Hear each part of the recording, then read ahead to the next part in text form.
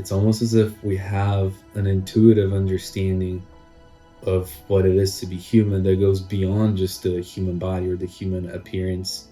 This is a very hot topic, I guess, in the age of AI, this ability of self-recognition, recognize what is not human. But at a deeper level, when it comes to ancient ethics and harmony, we perceive things that are in balance, things that are aligned with our human nature.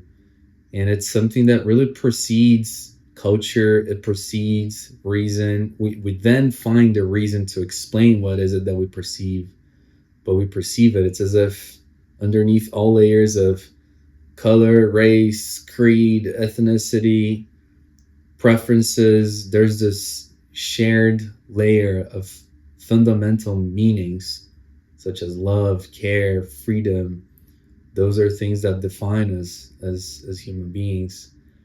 And the beauty of unity is that unity doesn't require us to end diversity.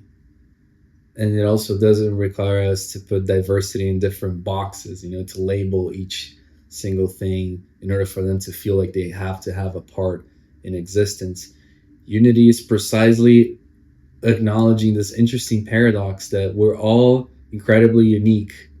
We're all extremely unique individuals. Each person is their own.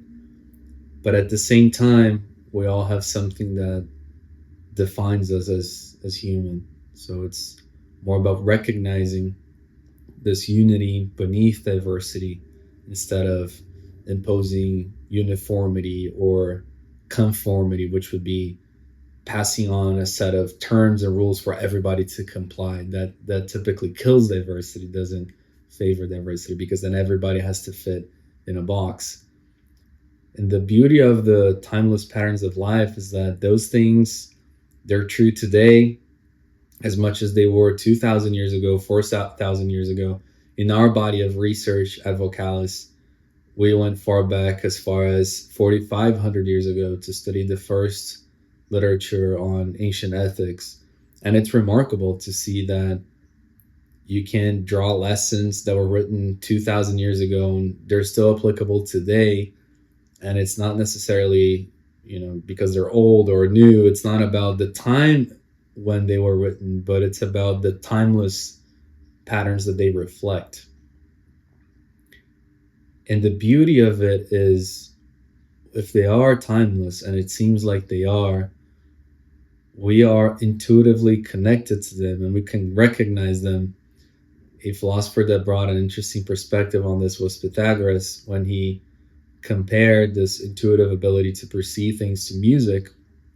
If you think about it, we all can tell music from noise, right? This is a noise, but if you play music, you can recognize, oh, that's music. Physically speaking, it's just waves hitting our eardrums and being processed by our brains. But what is it that makes this sound like noise and something else sound like music? There's a certain order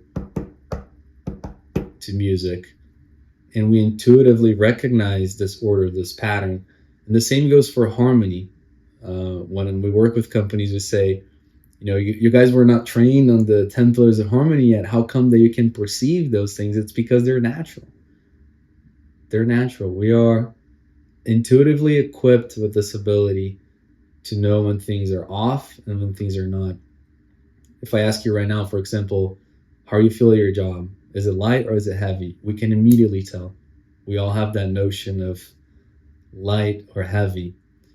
And that's the beauty of the way life seems to work, is life does not add weights to our lives.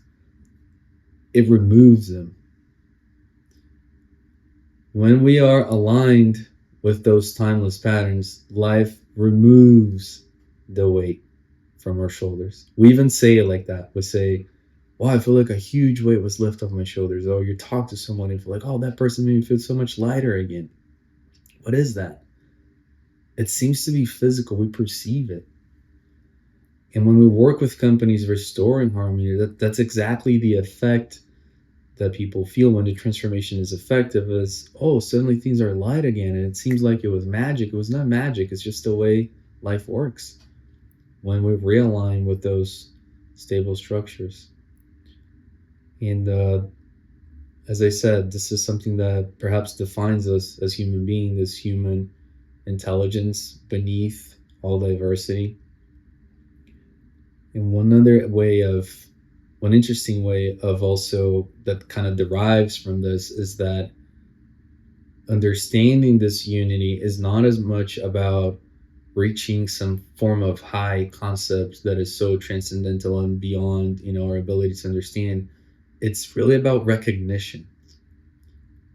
It's as if we never leave this unity. It is right here, right now.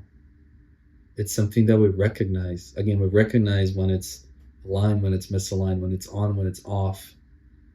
So it's right here, right now. Perhaps it will always be. And it's about recognizing. Bringing that to the business setting, what's difficult in businesses is we all perceive when things are off, but there are so many things that get in between our communication with one another. When you're in a company, there's power plays, there's authorities, there's hierarchy, there's different interests sometimes, which all those things, they don't even make sense in a business setting, to be taken that extreme if you think about it, because a business is effectively one. Everyone has the same end goal, mutual interest, or at least they should. So this whole division, it really doesn't make sense, but perhaps we're all recognizing different parts of the puzzle, and a framework that aligns that understanding is really helpful to make that communication more effective. This is one of the things that we work when we're doing projects. And through recognition, we transform something that was unconscious into something conscious. And when we're able to do that, a company recovers an extremely valuable asset, which is presence. Presence. There's so much talk about organizational culture, productivity. I'm not underplaying any of those things, but think about it. Can a culture survive without presence? Think of a meeting that you've had with your manager or someone in your team. Let's say that it's part of your culture to give people special gifts on their birthday, okay? A small gesture that maybe is part of your culture. Is this something that even happens without presence?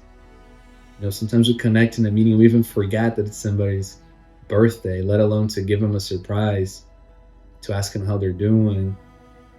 There's a beauty in presence, and harmony can only live in this presence, which is why sometimes I refer to one thing. It's almost as if there's this temporal war, between love and fear, because love, or understanding love as we understand in our vocabulary, is sort of this underlying energy that sustains this clarity, this movement, this presence.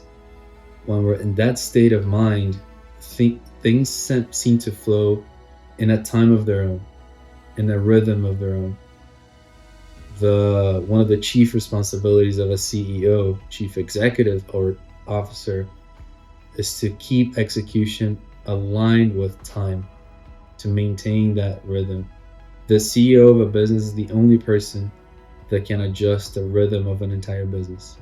Otherwise, every other manager will be just fighting against a rhythm that is either too fast or too slow. But pace, rhythm. Fear takes us out of that rhythm. It puts us in survival mode. It puts us in protection mode. It's a different frequency. Presence is incompatible with that frequency. And so many things are lost when we lose this presence. I know that talking about planning or how to use our time seems so outdated today, right, in the age of AI.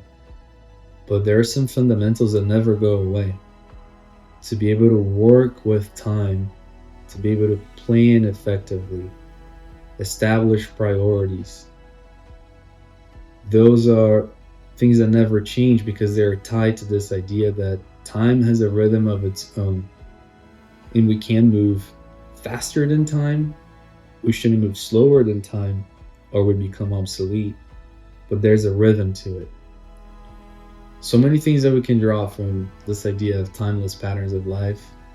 This is the foundational concept that kind of introduces all of the other ideas in the book of the 10 Pillars of Harmony. And it's been a pleasure sharing them with you. I hope this brief moment of presence could bring you something good, something valuable.